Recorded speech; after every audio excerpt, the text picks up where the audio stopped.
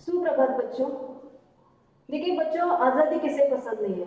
सभी को आज़ादी, स्वतंत्रता सभी को पसंद है, सभी को अच्छा लगता है।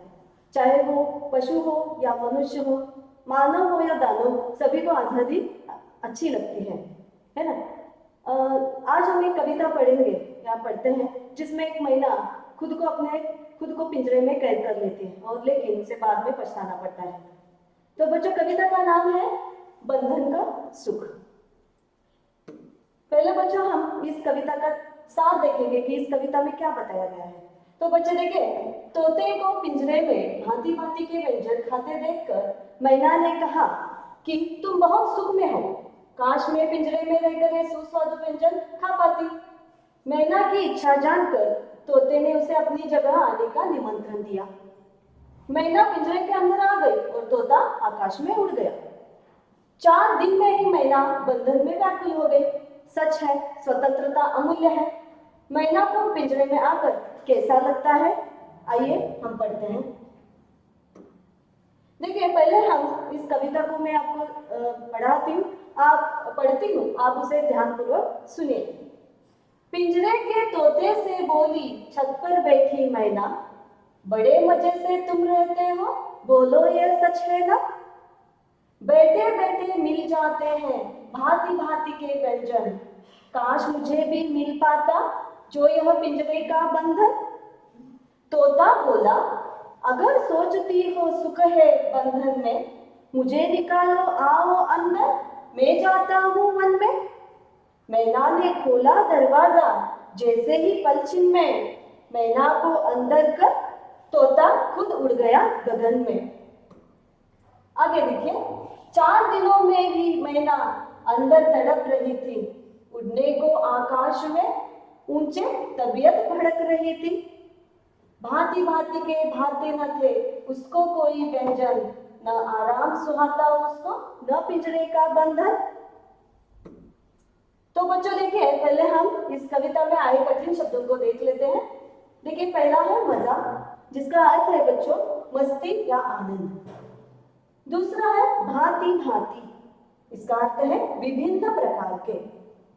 तीसरा देखिए पलछिन, मतलब एक पल में। चौथा देखिए व्यंजन, इसका अर्थ है बच्चों स्वादिष्ट भोजन।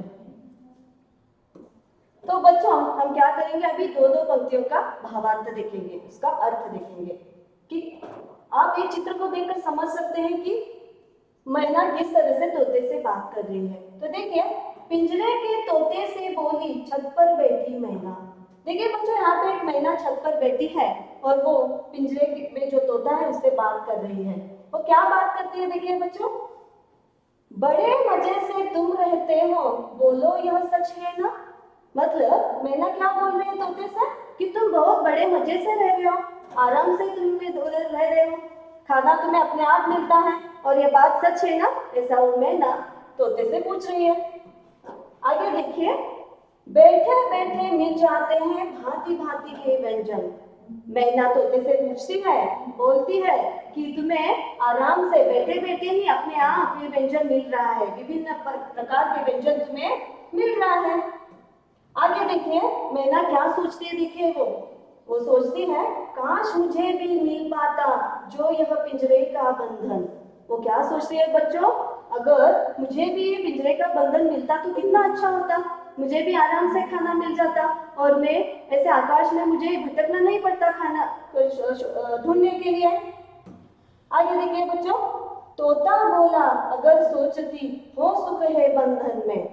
तोता क्या बोलता है मैना से, अगर तुम ये सोचती हो कि इस पिंजरे के बंधन में मैं बहुत खुशी से रह रहा हूँ, इस बंधन में सुख है, तो तुम क्या करो, मुझे निकालो आओ अंदर, मैं जाता हूँ वन में। तोता बोलता है मैना से, अगर तुम्हें लगता है कि मैं इस बंधन में खुश हूँ, सुखी से रह रहा हूँ, तो एक काम करो, तुम मुझे इस पिंजरे से बाहर निकालो, तुम अंदर आ जाओ, मैं वन में चला जाता हूँ। आगे देखिए बच्चों, मैना ने खोला दरवाजा, जैसे ही पलछिन में। जैसे ही मैना ने एक क्षण में ही दरवाजा खोला, तोता क्या कर रहा है, देखिए बच्चों, मैना को अंदर कर तोता खुद उड़ गया गगन में। तो तोता क्या करता है, मैना को पिंजरे के अंदर में छोड़ देता है और खुद गगन में उड़ जाता है। देखिए यहाँ पे चित्र में दिख रहा है, वो मैना को अंदर डाल दिया पिंजरे में और खुद गगन में उड़ गया। तो बच्चों अब तक मैंने जो आपको बताया उस पर मैं आपको कुछ प्रश्न पूछती हूँ, तो जवाब दीजिए। पहला प्रश्न, तोता कहाँ रहता था? तो बच्चों इसका जवाब है तोता पिंजरे में रहता था। प्रश्न दूसरा, मैना पिंजरे में क्यों रहना चाहती थी? मैना को लगता था कि पिंजरे में भांति भांति के व्यंजन मिल जाते हैं और उसे इधर उधर भटकना नहीं पड़ेगा, इसीलिए वह पिंजरे में रहना चाहती थी। प्रश्न तीसरा, मैना और तोता कहाँ कहाँ रहने लगे? तो आपने बच्चों देखा है, सुना है, वीडियो में भी देखा है, मैना पिंजरे में रहने लगी और तोता आकाश में उड़ गया। आगे देखिए बच्चों, जैसे ही मैना ने तोते को पिंजरे से निकाल दिया और तोता उड़कर आकाश में चला गया और मैना पिंजरे में रह गई। आगे देखिए, 4 दिनों में ही वह मैना अंदर तड़प रही थी। 4 दिन हो गए मैना को पिंजरे में रहकर और 4 दिनों में ही वो व्याकुल हो गई और तड़पने लगी। किस लिए? देखिए बच्चों, उड़ने को आकाश में ऊंचे तबीयत फड़क रही थी। उसे अब पिंजरे में रहना अच्छा नहीं लग रहा था, वो आकाश में उड़ना चाहती थी। उसका दिल कैसा कर रहा था, वो कब पिंजरे से बाहर आ जाए और आकाश में उड़ने लगे। भांति भांति के भाते न थे उसको कोई व्यंजन। लालच में आकर उसने तो पिंजरे में खुद को कैद कर लिया, लेकिन अभी उसको जो भिन्न भिन्न प्रकार के जो व्यंजन मिल रहे थे, अभी वो उसको अच्छा नहीं लग रहा था, पसंद नहीं आ रहा था, क्योंकि उसे खुले आकाश में उड़ना था तोते की तरह। आगे देखिए, न आराम सुहाता उसको न पिंजरे का बंधन।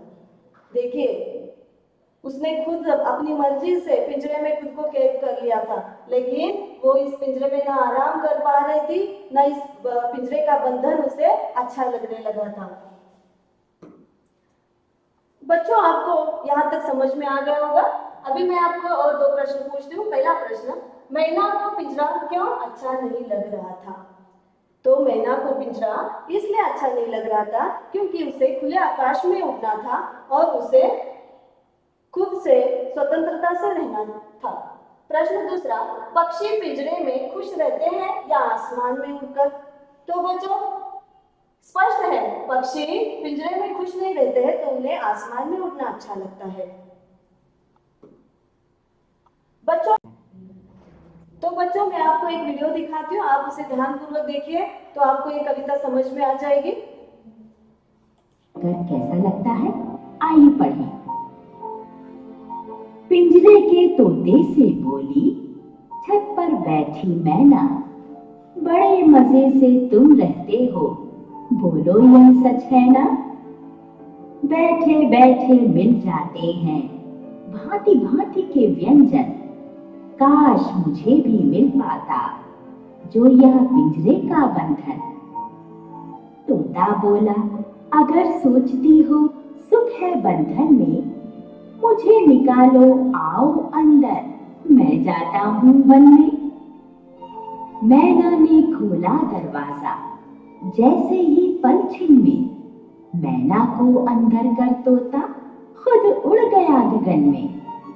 4 दिनों में ही वह मैना अंदर तड़प रही थी, उड़ने को आकाश में ऊंचे तबीयत फड़क रही थी। भांति भांति के भाते न थे उसको कोई व्यंजन, न आराम सुहाता उसको न पिंजरे का बंधन।